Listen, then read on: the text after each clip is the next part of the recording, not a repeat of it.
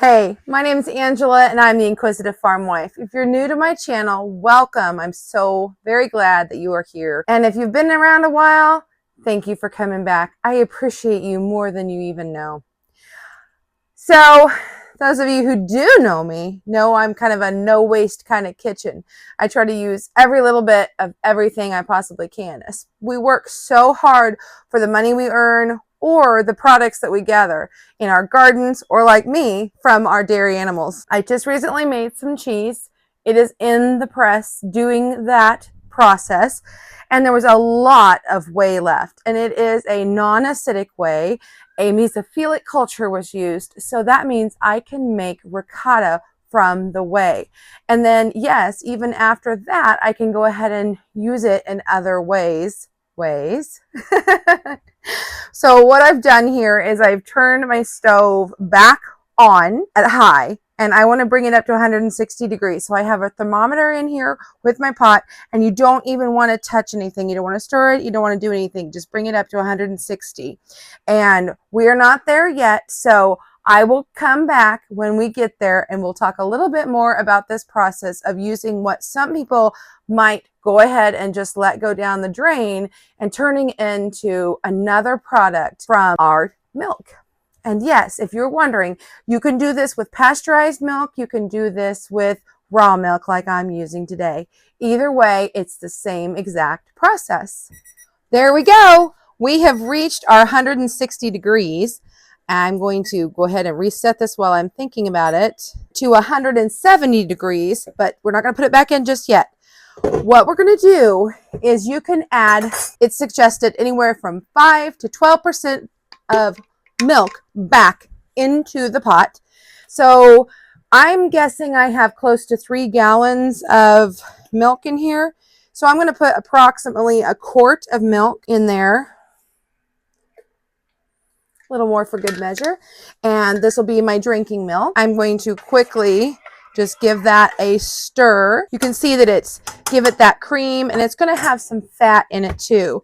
But that is all fine. It'll just make it a little more tasty, but you do not have to do that. This is just an optional step. So now I'm just going to wait for it to get to 170, and see that brought it back down to 153 degrees, and we were at 160-ish. Maybe a little bit more. So now we'll just wait till it gets to 170, and I can't wait to show you what we do next. Okay, we're not there yet, and you may not hear it while I record, but I've been hearing it go pop, pop every once in a while. And I just thought, oh, I should tell you, oh, we're at 170.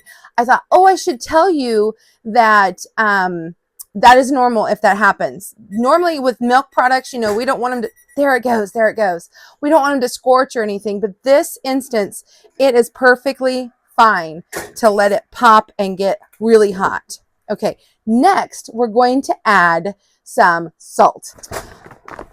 There it goes again. I think it's a half of a teaspoon per gallon or half gallon. But remember, there was salt in there already. So for whatever reason, I had mathed that I'm going to do a rounded teaspoon of salt in here.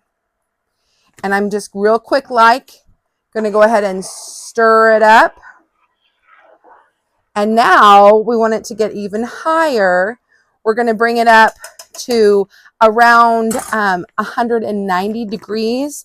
If we hit 200, it will be okay.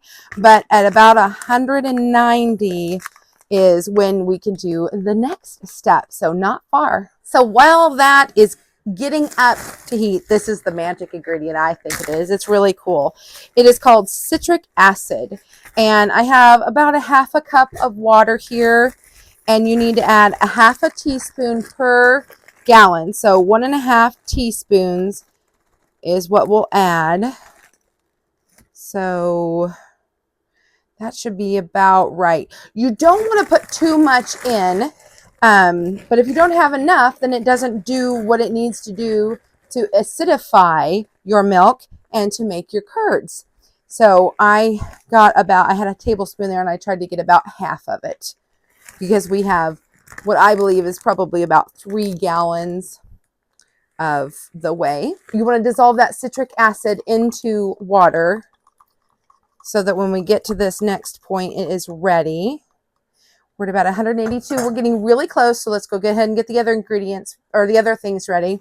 So typically when you make ricotta, you put it in a basket much smaller than this, like this. And I have used this many times when making ricotta, especially if I'm back to back doing projects. But I do have my colander rinsed out, and it has even finer holes than this has, which, if I didn't say it already, this is just a salad spinner that broke. The lid broke.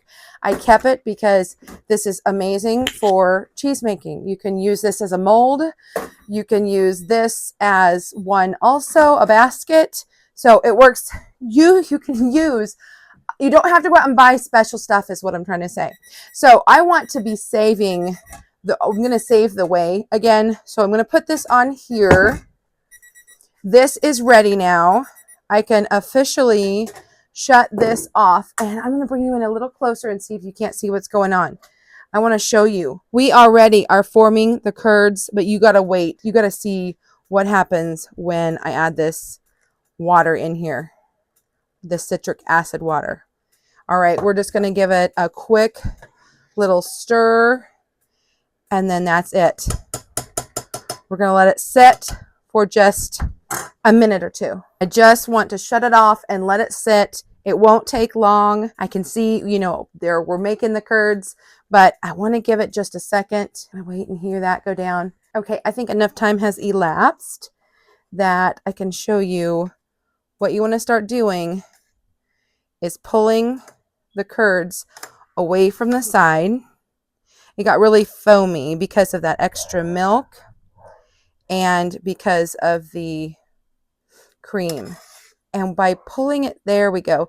I don't know if you could see that. There is the whey. By pulling it close together, it kind of clumps, and it'll make it easier to get it out of here. The curds that float up are going to be way more flavorful than the ones that sink to the bottom. Sometimes aren't very tasty. Now, I have several times saved and made ricotta from goat's milk, but we do honestly prefer the cow's milk over the goat's milk. And look at all this ricotta we're getting.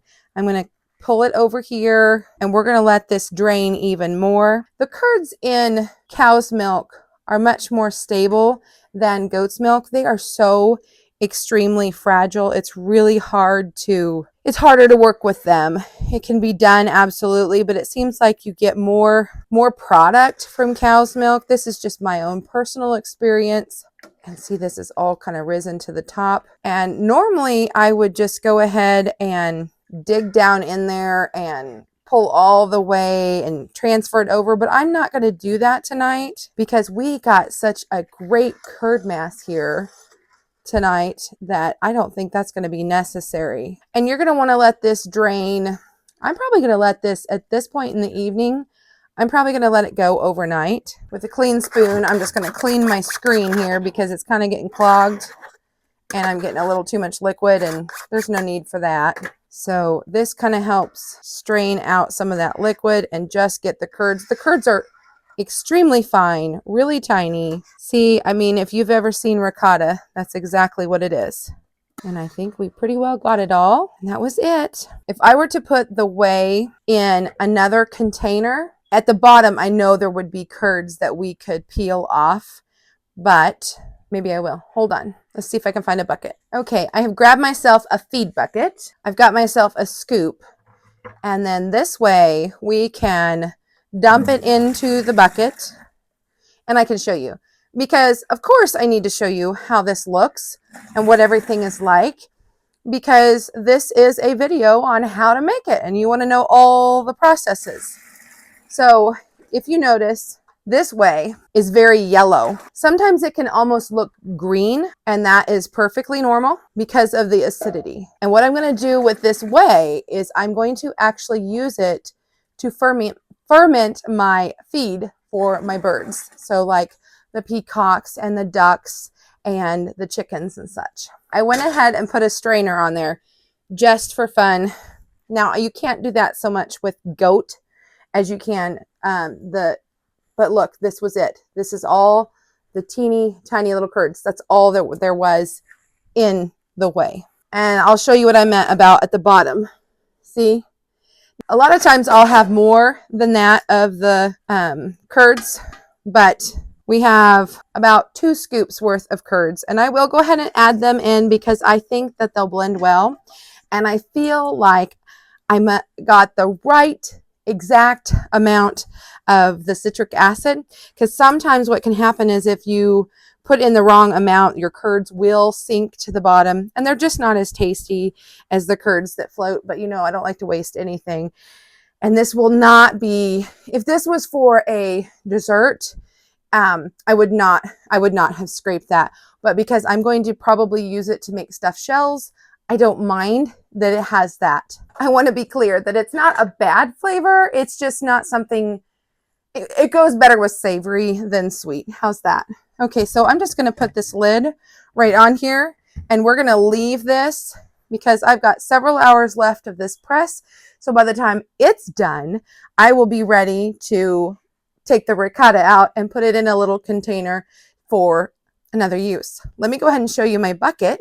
So here's the feed bucket, and that's about a 5-gallon bucket. So there must be close to 3 gallons of whey in there. So I will just set that over kind of by the door so that when it's cool tomorrow, I will start fermenting some feed and I can use it there. Another purpose that you can use it for is in the garden. That's a great way to water. Certain types of plants do really, really well, especially if they need acidity, like blueberries. They love acidic whey. And then if you have a sweet whey, it does better on different types of plants. Like if we wouldn't have made the ricotta, you can still use it in your garden. But I just wanted to share that with you. And another thing I like to do with this type of whey is I will save it and I will powder it and make lemonade with it. So, I mean, we can get super creative and do all kinds of things, even with this second whey. So I am so glad that you were here. If you're wondering where I found this recipe, I get many of my recipes from the New England Cheesemaking Company website. I am not at this point in time an affiliate with them, but I have been using them for years and I do trust them. I have been playing and experimenting with a few other companies, but that is one that I know recipes work, and I wanted to make sure I shared with you where I found that recipe. Hey. Okay, it has been a few hours, and now I am going to show you our ricotta. Look at all that ricotta we got. So I'm going to get a plastic container. That's typically what I have. Upstairs I have glass. I don't know why downstairs I always have plastic. So I will take this ricotta. You got to see this. Look at this. It's gorgeous. It's perfect. I like to drain it for a few hours. I find that if I do this overnight, it gets a little dry and I end up having to put some of the whey back in, or what's even better is if you'll put cream back in with it. That makes it even more decadent. So let's see. For funsies, would you like me to weigh it out? Of course you do. Of course you do. You need to know what we got. Now I forgot to zero out the container, of course. So we're going to be just a little bit. We're going to have to estimate here a little bit. I'm guessing maybe a couple pounds. That is sweet and delicious. Guys, thanks so much. I hope that you are encouraged to try to make your own ricotta from whey. Now you can absolutely make ricotta just from milk, and you will find that recipe there too. I take that back. I think I've only done that one time because I make so many other cheeses. I have plenty of opportunity to make plenty of ricotta. I don't necessarily feel I need it, especially if I go ahead and sneak in that extra quart of milk, and it makes it a little extra creamy and a little extra special. So let me know down below, what's your favorite way to use ricotta, and have you ever made it before? Let us weigh this out. 1 pound, 11.4 ounces. So I'm going to say about 1.5 pounds because we forgot for the container. So I'm really surprised it did not reach the 2 pound mark, but we have at least 1.5 pounds. That's a lot of ricotta. That is a lot of ricotta. We're going to be able to make probably a couple of meal idea dishes with that. So this is fantastic. I'm super de-duper excited about this. So very exciting. Okay, guys, that is it for today. We made ricotta from whey. Thanks for being here. Thanks for being you. And thanks for coming and seeing me. Bye for now. We'll see you next time on The Inquisitive Farm Wife.